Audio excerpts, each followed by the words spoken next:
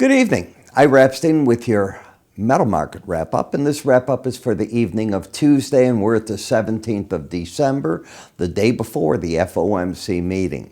It is about 6:30 p.m. Central Time. Metals have been getting hit day in and day out, keep coming down.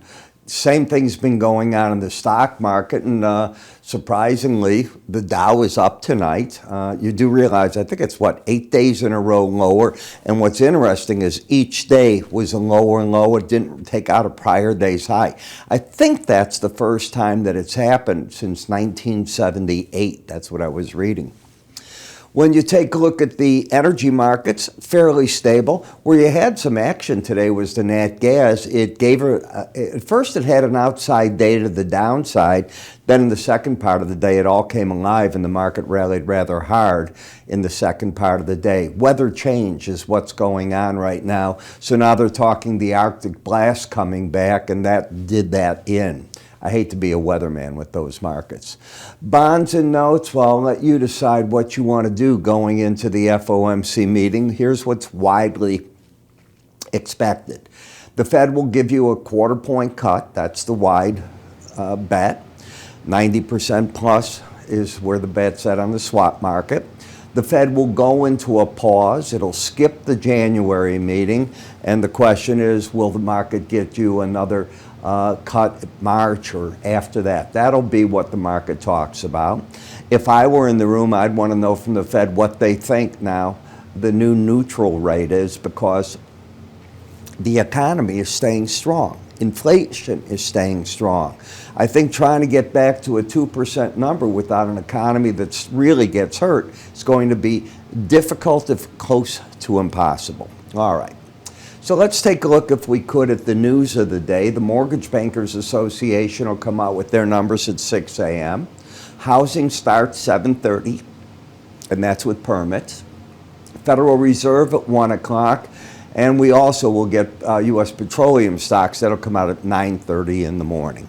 Okay, so if we could, let's take a look and see what we've got. As you know, I've been saying if the market wants, we could be challenging this 26.36 level. We're not far from it. You got down this week to 26.32.5. So you've already tested that zone, and you're holding the 18-day average of closes. So no surprise to me. Sideways. Not going much up or down, just drifting around here. Haven't taken out a prior low, but it really doesn't matter since that low had taken out that one. That high took that out, and you're just doing this. You're waving around in the market, not doing a heck of a lot. Unable now for the past 3¼ days to get back over the 18-day average of closes. As I mentioned yesterday, that could mean that if the market gets a negative reaction to whatever the Fed does, you might break down. Going to the 100-day average at 26.42.5. And when you look even further in the market, if that gave ground, you can go to 26.17, the lower Bollinger Band. What stopped the rally was the first assault on the Bollinger Band when you had an overbought market with it, and the market couldn't continue on. The gold-silver ratio is still favoring gold, as gold is, you can see, it stays over the 18-day moving average of closes. The bias is up, and if it keeps going higher, the higher it goes, the more ounces of silver you need to get an ounce of gold, which means gold's stronger than silver. In the silver market, the trend is down, lower highs, lower low. Market coming in through here. The next big support, if it goes for those, will be between, I think, 30.42 and the lower Bollinger Band. It is an oversold market. It's a, excuse me, I was going to sneeze. It's a market that is so upset with what China has done and what it says, and the fact that China wants you to wait till March. You know, China comes out today and they're saying, oh, we're going to hit our 5% gold, we're going to do other things.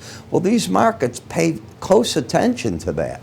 They're going to improve housing. How? What are the details? So the longer they don't tell you anything, that's it. Now, the little glimpses they give you, they say they're going to allow the debt ratio to GDP to increase to 4%.